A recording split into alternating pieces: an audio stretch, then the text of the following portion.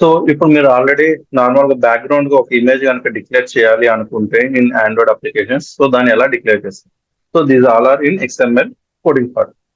So మీరు normal గా నేను డెస్క్టాప్ మీద ఉన్న ఒక ఇమేజ్ ని డిక్లేర్ చేస్తున్నాను. సో డెస్క్టాప్ మీద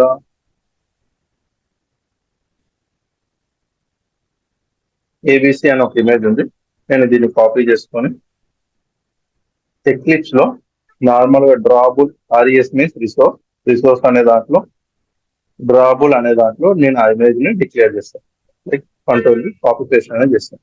this is the graphical layout వచ్చేసి ఎంటీగా ఉంది.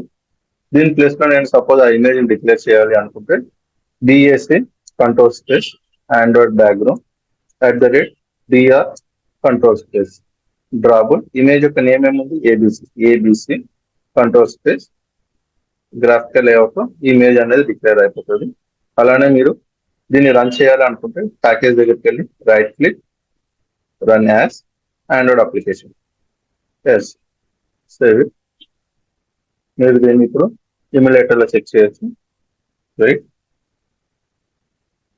ఓకే. సో ఇలా మీరు బ్యాక్గ్రౌండ్ గా ఏదైతే ఇమేజ్ కావాలి అనుకుంటారో ఆ ఇమేజ్ ని ఆండ్రాయిడ్ అప్లికేషన్ లో, ఆండ్రాయిడ్ మొబైల్ లో మీరు డిక్లేర్ చేయొచ్చు.